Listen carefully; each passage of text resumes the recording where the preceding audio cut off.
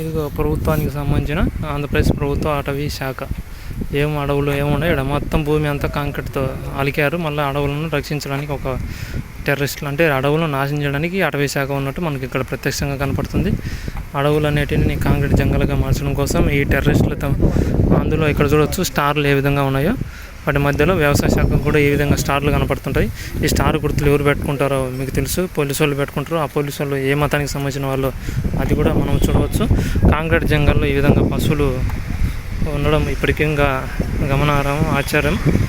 ఇంకా ఈ కాంక్రీట్ జంగల్లో మరి పశువులను ఎక్కడ పోయి మేపుతారో మనకు తెలియదు. ఇది ఇక్కడ చూడవచ్చు ఏ విధంగా మిషన్లు పెట్టి ఇక్కడ అటు ఇటుగా 5-10 ఎకరాల భూమి ఉన్నట్లుంది. 10 ఎకరాల భూమిని ఈ విధంగా మషన్లు పెట్టి పెద్ద పెద్ద భవనాలు కట్టడానికి పెద్ద భారీ ఎత్తుగడ వేయడం జరిగింది. చూడవచ్చు ఆ డ్రిల్లింగ్ మిషన్తో ఈ విధంగా తోట్లు ఒడిచి పిల్లర్స్ వేస్తున్నారు. ఇక్కడ మనం చూడవచ్చు. ఈ తీవ్రవాదుల రాజ్యాంగంలో ఇక్కడ పశువులు ఏ విధంగా గడ్డి కోసం ఆకలితో అనుమతిస్తున్నాయో, కొద్ది రోజులు పోతే కెమికల్ పాలు ఉన్నాయి కాబట్టి రోజు రోజుకి ఇవి పశువులు కూడా అంతరించిపోతూ ఉన్నాయి. ఇంకా నగరాలలో ఈ పశువులు ఒంగోలులో ఉన్నాం. ఈ ఒంగోలులో ఇక్కడ పశువులు కనపడడం కూడా ఒక ఆశ్చర్యకరమే. మరి ఇంకా ఒక 10 ఏళ్ళు పోతే ఇవి కనపరావలేదు అనుకోండి. ఎందుకంటే మొత్తం భూమి అంతా కాంక్రీట్ తలికిపోతే ఈ గడ్డి కూడా ఉండదు తినడానికి. ఆ తర్వాత పాలు కూడా ఉండవు, కెమికల్తో తయారు చేస్తారు. తర్వాత ఇక్కడ చూడవచ్చు డ్రిల్లింగ్ మిషన్ ఏ విధంగా పెద్ద మిషన్లు పెట్టే విధంగా డ్రిల్లింగ్ వేసి మట్టి పిల్లర్స్ కోసం ఈ విధంగా మషిన్లు పెట్టే విధంగా ఇష్టారాజ్యంగా నాశనం చేస్తున్నారు. ఎన్నికల సంఘం కానీ ఎన్నికల సంఘంలో ఎన్నికల పార్టీలు ఏవైతే ఉన్నాయో ప్రధాన పోటీదారులని చెప్పుకున్న దొంగ మీడియాలు ప్రధాన పోటీ వైఎస్ఆర్కి, టీడీపీకి మాత్రమే గిద్దరు నియోజకవర్గంలో. ఇప్పుడు నేనైతే నియోజకవర్గంలో ఇండిపెండెంట్గా నిలబడడం జరిగింది. మాలాంటి వాళ్ళు ఏం చేయాలి, ఏం చేయకూడదు, ఏం చేయాలనుకున్నారు అని ఒక్క మీడియా కూడా అడిగిన దాఖలాలు కూడా లేవు. అవన్నీ తీవ్రవాదులకు కొమ్ముగా తీవ్రవాద మీడియా సంస్థలని అర్థం చేసుకోవచ్చు.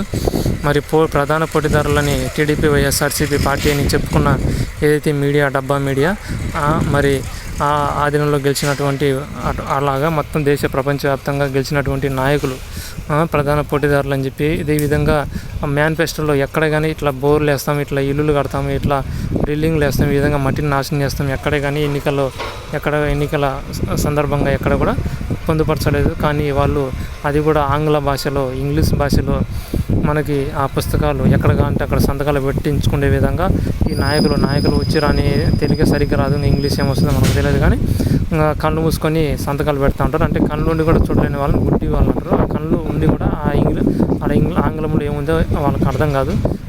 అధికారులు వచ్చి ఆ ఫైళ్ళు ఎదురుగా పెడతారు, సంతకాలు పెడతా ఉంటారు. ముఖ్యమంత్రులు, ప్రధానమంత్రులు, రాష్ట్ర ప్రభుత్వాలు ఈ విధంగా అంటే ప్రజల ద్వారా ఎన్నుకోబడిన నాయకుల ద్వారా సంతకాలు పెట్టించుకొని ఈ విధంగా భూమిని అంతా సర్వనాశనం చేయిస్తూ ఉన్నారు. ఇది జరుగుతూ ఉన్న ఉగ్రకుట్ర. ఇది నగరపాలక సంస్థ, ఈ ఒంగోలు నగరపాలక సంస్థ. ఇది అయిపోయి ఇక్కడ నాశనం చేసేది అయిపోయి ఇంకా 90% అయిపోయినట్టుంది. ఇంకా 10% ఆ తర్వాత అయిపోతే ఇది మిషన్లకు ఇట్లా పని ఉండదేమో అని మళ్ళీ ఒంగోలు అయిపోయిన తర్వాత మళ్ళీ మార్కాపురం అని జిల్లాగా ఏర్పాటు చేసి మళ్ళీ అక్కడ ఇదే విధంగా ఈ పనికిమాలిన వ్యవస్థలు ఏర్పాటు చేసి ఈ విధంగా భూమిని నాశనం చేస్తారు. ఇది ప్రభుత్వ వాహనం అంటే ఇది గవర్నమెంట్కి సంబంధించింది. మరి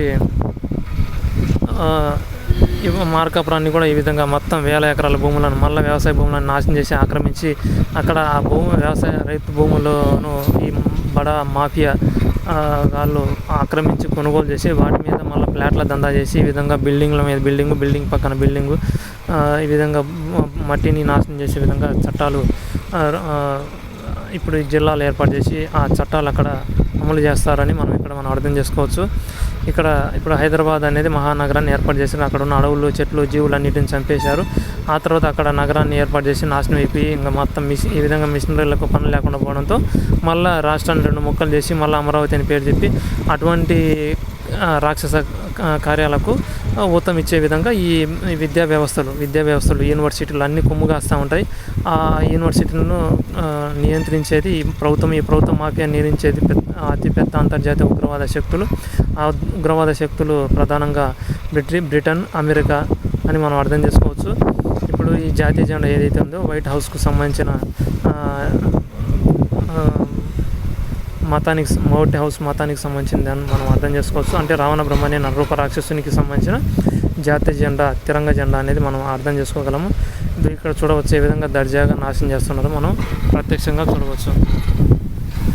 ఇట్లే భూమిని ఇప్పుడు ఆడ తిప్ప మీద ఒక గుడి కట్టారు. ఆడ ఏ దేవుడు లేడు, అక్కడ ఏ ప్రాణ పరిస్థితి లేదు. ఈ ప్రభుత్వమే, ఈ నికృష్ట ప్రభుత్వం జనాలను ఎరిపప్పలను చేయడానికి అక్కడ ఆ విధంగా గుళ్ళు కట్టేది. ఆ గుళ్ళు కట్టిన తర్వాత ఆ గుళ్ళ యొక్క రక్షణలో ఈ రాక్షసులు ఈ విధంగా ఆడ గుడి కూడా అందులో ప్రత్యక్షించిన ఏదైతే దేవత కావచ్చు, దేవి కావచ్చు, ఆత్మలింగాన్ని కావచ్చు, శివలింగం కావచ్చు, అవన్నీ డమ్మి రాళ్ళు పెట్టేసి ఇక్కడ ఉండే జనాలంతా ఎరిపప్పలు చేసి ఆ రక్షణతోనే అదే దేవుని పేరుతో ఆ దేవునికి విరుద్ధంగా ఈ భూమిని అంతా నాశనం చేస్తూ ఉంటారు. ఇక్కడ మనం చూడు ఏ విధంగా ఉక్కు కడ్డీలను ఎత్తడానికి మిషన్లు ఏ విధంగా వచ్చాయో ఏ విధంగా అక్కడ ఉండే భూమిని అంతా నాశనం చేస్తారో మనం చూడవచ్చు. ఇదంతా ప్రభుత్వ అధీనంలో జరుగుతున్న ప్రభుత్వ విధ్వంసం. ఇప్పుడు అదంతా మొత్తం కాంపౌండ్ ఏదైతే ఉందో కాంపౌండ్ వల్ల అదంతా ప్రభుత్వానికి సంబంధించినట్లు మనకు కనపడుతూ ఉంది.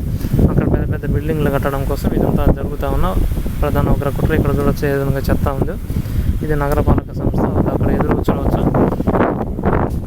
ప్రధానమంత్రి అక్కడ చంద్రబాబు నాయుడు ఫోటో, ఒక మోదీ ఫోటో కూడా ఉంది. అంటే వాళ్ళ ఫోటోలను ఉపయోగించుకొని ముఖ్యమంత్రుల ఫోటోలు, ప్రధానమంత్రుల ఫోటోలు ఉపయోగించుకొని ఏ విధంగా దేశాన్ని సర్వనాశనం చేస్తున్నారో మనం చూడవచ్చు. ఇది అటవీ శాఖ ఇట్లా ఈ విధంగా దేశాన్ని సర్వనాశనం చేయడం ఇక్కడ మనం చూడవచ్చు.